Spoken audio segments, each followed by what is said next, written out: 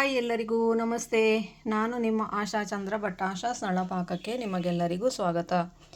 ಇವತ್ತು ನಾವು ಪೇರಳೆ ಹಣ್ಣಿನಿಂದ ಬೇಸಿಗೆಗಾಲಕ್ಕೆ ಶರೀರ ತಂಪು ಮಾಡುವಂತಹ ಒಂದು ಸಲಾಡನ್ನು ಹೇಗೆ ಹಾಕೋದು ಅಥವಾ ಕೋಸಂಬರಿಯನ್ನು ಹೇಗೆ ಮಾಡ್ಬೋದು ಅಂತ ಹೇಳೋದನ್ನು ತೋರಿಸ್ಕೊಡ್ತಾ ಇದ್ದೇವೆ.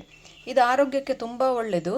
ಬೇಸಿಗೆಯಲ್ಲಿ ಹೀಟ್ ಜಾಸ್ತಿ ಆದಾಗ ನಮ್ಮ ಶರೀರದಲ್ಲಿ ಕೂಡ ಬಾಡಿ ಹೀಟ್ ಜಾಸ್ತಿ ಆಗ್ತದೆ. ಆವಾಗ ಅದನ್ನು ತಂಪು ಮಾಡಲಿಕ್ಕೆ ನಾವು ಶರೀರಕ್ಕೆ ಏನಾದ್ರು ತಗೊಳ್ಬೇಕಾಗ್ತದೆ. ಅಂತಹ ಟೈಮಲ್ಲಿ ಇದನ್ನು ಒಂದೊಂದು ಬೌಲ್ ತಗೊಂಡ್ರೆ ನಮ್ಮ ಶರೀರದ ಹೀಟನ್ನು ನಾವು ಕಾಪಾಡಿಕೊಳ್ಬೋದು. ಅದನ್ನು ಇವತ್ತು ಹೇಗೆ ಮಾಡೋದು ಅಂತ ಹೇಳೋದನ್ನು ನೋಡುವ ಸ್ನೇಹಿತರೆ. ಪೇರಳೆ ಸಲಾಡ್ ಮಾಡಲಿಕ್ಕೆ ನಮಗೆ ನಾನು ಅರ್ಧ ಪೇರಳೆ ತಗೊಂಡಿದ್ದೇನೆ. ಪೇರಳೆ ತುಂಬ ದೊಡ್ಡದಿತ್ತಿದ್ದು, ಹಾಗಾಗಿ ಇದರ ಅರ್ಧ ಮಾತ್ರ ತಗೊಂಡಿದ್ದೇನೆ ನಾನು. ಅದನ್ನು 2 ಭಾಗ ಮಾಡಿ ನೋಡಿ, ಈ ಥರ ಸ್ವಲ್ಪ ಪೇರಳೆಯನ್ನು ತುರಿದು ಇಟ್ಕೊಂಡಿದ್ದೇನೆ. ಪೇರಳೆ ಸಲಾಡನ್ನು ನೀವು 2 ಆಪ್ಷನಲ್ಲಿ ಕೂಡ ಹಾಕಿಕೊಳ್ಬೋದು. ಒಂದು ಈ ಥರ ಸಣ್ಣದಾಗಿ ಕಟ್ ಮಾಡಿಕೊಂಡು, ಇಲ್ಲ ತುರಿದಿಟ್ಕೊಂಡು. ಕ್ಯಾರೆಟನ್ನೆಲ್ಲ ನಾವು ಯಾವ ಥರ ತುರಿತೇವೆ ಅದೇ ಥರ ಇದನ್ನು ಕೂಡ ತುರಿದಿಟ್ಕೊಂಡು ಮಾಡ್ಕೊಳ್ಬೋದು. ಹಾಗೆ ನಾನು 2 ಆಪ್ಷನಲ್ಲಿ ತೋರಿಸ್ಲಿಕ್ಕೆ ಅಂತೇಳಿ 2 ಕಟ್ ಮಾಡಿ ಇಟ್ಕೊಂಡಿದ್ದೇನೆ. ಒಂದು ಕ್ಯಾರೆಟನ್ನು ತುರಿದಿಟ್ಕೊಂಡಿದ್ದೇನೆ, ಅರ್ಧ ಮುಳ್ಸೌತೆ, ಒಂದು 4 ಟೇಬಲ್ ಸ್ಪೂನ್ ಆಗುವಷ್ಟು ಹೆಸರ ಬೇಳೆಯನ್ನು 2 ಗಂಟೆ ನೆನೆಸಿ ಇಟ್ಕೊಂಡಿದ್ದೇನೆ, ಸ್ವಲ್ಪ ಕೊತ್ತಂಬರಿ ಸೊಪ್ಪು, 1 ಇಂಚು ಶುಂಠಿ ಇದನ್ನು ಕೂಡ ತುರಿದು, ಆಮೇಲೆ ಖಾರಕ್ಕೆ ಸ್ವಲ್ಪ ಚಿಲ್ಲಿ ಫ್ಲೇಕ್ಸ್ ಹಾಗೂ ಒಂದು ಸ್ವಲ್ಪ ಒರೆಗಾನೋ ಹಾಕಿಕೊಳ್ತಾ ಇದ್ದೇನೆ. ಒಂದು ಕಾಲು ಅಂದರೆ ಒಂದು 2-3 ಟೇಬಲ್ ಸ್ಪೂನಷ್ಟು ಕಾಯಿ ತುರಿ. ಇಲ್ಲಿ ನಿಮಗೆ ನಿಮ್ಮ ಹತ್ರ ಯಾವುದೆಲ್ಲ ಅವೈಲೇಬಲ್ ಇದೆ ಅದನ್ನು ಹಾಕ್ಕೊಳ್ಬೋದು. ನಿಮ್ಮ ಹತ್ರ ಇಲ್ಲ ಅಂತಾದರೆ ಅದನ್ನು ಸ್ಕಿಪ್ ಮಾಡಿಕೊಳ್ಬೋದು. ಈಗ ನಾವು ಇದನ್ನು ಸಲಾಡ್ ಅಥವಾ ಕೋಸಂಬರಿ ಅಂತ ಕೂಡ ಹೇಳ್ಬೋದು. ಇದನ್ನು ಕೋಸಂಬರಿಯನ್ನು ಹೇಗೆ ಮಾಡೋದು ಅಂತೇಳಿ ನೋಡುವ. ಮೊದಲಿಗೆ ಒಂದು ದೊಡ್ಡ ಬೌಲ್ ತಗೊಳ್ಳಿ. ಅದಕ್ಕೆ ಎಲ್ಲ ಕಟ್ ಮಾಡಿ ಇಟ್ಟಂತಹ ತರಕಾರಿಗಳನ್ನು ಹಾಗೂ ಪೇರಳೆಯನ್ನು ಹಾಕಿಕೊಳ್ಳುವ. ಇಲ್ಲಿ ಕಟ್ ಮಾಡಿದ್ದನ್ನು ಹಾಕ್ಕೊಂಡಿದ್ದೇನೆ, ಹಾಗೆ ತುರಿದದ್ದನ್ನು ಕೂಡ ಇದಕ್ಕೆ ಹಾಕಿಕೊಳ್ತಾ ಇದ್ದೇನೆ. ನಾನೇನು ಬೇರೆ ಬೇರೆಯಾಗಿ ಮಾಡ್ತಾ ಇಲ್ಲ. ತುರಿದರೆ ಯಾವ ರೀತಿ ಬರ್ತದೆ, ಕಟ್ ಮಾಡಿದರೆ ಯಾವ ರೀತಿ ಬರ್ತದೆ ಪೇರಳೆ ಅನ್ನೋದು ತೋರಿಸ್ಲಿಕ್ಕೋಸ್ಕರ ನಾನಿಲ್ಲಿ 2 ಥರದಲ್ಲಿ ಕಟ್ ಮಾಡಿ ಇಟ್ಟಿದ್ದೇನೆ.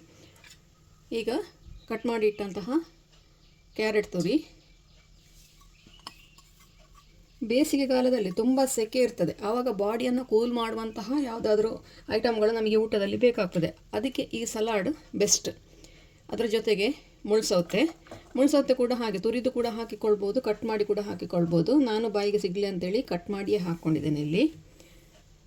ಇನ್ನು ಹಸಿರ ಬೇಳೆ, ಇದರ ಬದಲಿಲ್ಲಿ ಉದ್ದಿನ ಬೇಳೆ ಕೂಡ ಹಾಕಿಕೊಳ್ಬೋದು. ಇಲ್ಲಿ ನಿಮಗೆ ಎಷ್ಟು ಬೇಕು ಅಷ್ಟನ್ನು ಸೇರಿಸ್ಕೊಳ್ಳಿ.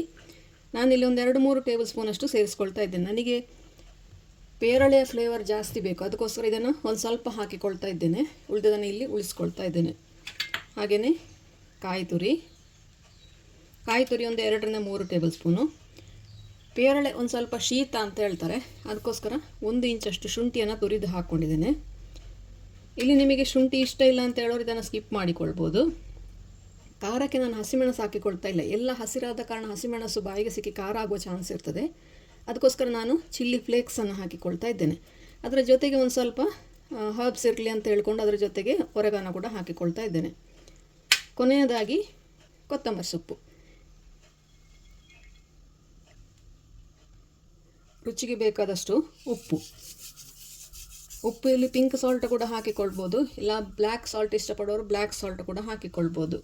ಕೊನೆಯದಾಗಿ ಒಂದು ಒಗ್ಗರಣೆ, ಇಂಗು, ಕರಿಬೇವು ಹಾಗೂ ಸಾಸಿವೆ ಹಾಕಿರುವಂತಹದ್ದು. ಈಗ ಇದನ್ನು ಚೆನ್ನಾಗಿ ಒಮ್ಮೆ ಮಿಕ್ಸ್ ಮಾಡಿಕೊಳ್ಳುವ. ಕೈಯಲ್ಲಿ ಕೂಡ ಮಾಡಿಕೊಳ್ಬೋದು, ಸೌಟಲ್ಲಿ ಕೂಡ ಮಾಡಿಕೊಳ್ಬೋದು, ಸ್ಪೂನಲ್ಲಿ ಕೂಡ ಮಾಡಿಕೊಳ್ಬೋದು. ಉಪ್ಪು ಖಾರ ಎಲ್ಲ ಸರಿಯಾಗಿ ಮಿಕ್ಸ್ ಆಗುವ ಹಾಗೆ. ನಂತರ ಒಂದು 10 ನಿಮಿಷ ಹಾಗೇನೆ ಮುಚ್ಚಿಡಿ ಅದನ್ನು. ಯಾಕೆಂದರೆ ಉಪ್ಪು ಖಾರ ಎಲ್ಲ ನಮಗೆ ಪೇರಳೆಯ ಹೋಳಿಗೆ ಎಳೆದುಕೊಳ್ಬೇಕು. ನಾವು ಮೊದಲೇ ಉಪ್ಪು ಹಾಕಿಟ್ರೆ ಅದು ನೀರು ಬಿಟ್ಕೊಳ್ತದೆ. ಹಾಗಾಗಿ ಬಡಿಸೋ ಒಂದು 10 ನಿಮಿಷ ಮೊದಲು ಇದನ್ನು ಹೀಗೆ ಈ ಥರ ಮಿಕ್ಸ್ ಮಾಡಿಕೊಂಡು ಮುಚ್ಚಿಟ್ರೆ ಸರಿಯಾಗಿ ಉಪ್ಪು ಮೆಣಸು ಖಾರ ಅದಕ್ಕೆ ಎಳ್ಕೊಳ್ತದೆ. ಹಸಿಮೆಣಸು ಬೇಕು ಅಂತ ಹೇಳೋರು ಜಜ್ಜಿ ಕೂಡ ಹಾಕಿಕೊಳ್ಬೋದು ಇದಕ್ಕೆ. ನಾನಿಲ್ಲಿ ಇವತ್ತು ಹಾಕಲಿಲ್ಲ. ನಮಗೆ ಇಷ್ಟು ಫ್ಲೇವರ್ ಇದ್ದರೆ ಸಾಕಿದು. ನೋಡಿ, ನಮ್ಮ ರುಚಿಯಾದ ಪೇರಳೆಯ ಕೋಸಂಬರಿ ರೆಡಿ ಆಯಿತು. ಎಷ್ಟು ಚೆಂದ ಕಲರ್ ಬಂದಿದೆ ನೋಡಿ. ಇದಕ್ಕೆ ಆರೋಗ್ಯಕ್ಕೆ ಕೂಡ, ಬೇಸಿಗೆಯಲ್ಲಿ ಆರೋಗ್ಯಕ್ಕೆ ಇದು ತುಂಬ ಒಳ್ಳೆಯದು. ವಾರದಲ್ಲಿ ಒಂದು 2-3 ಸತಿ ಆದರೂ ಇದನ್ನು ಮಾಡಿ ತಿನ್ಬೋದು.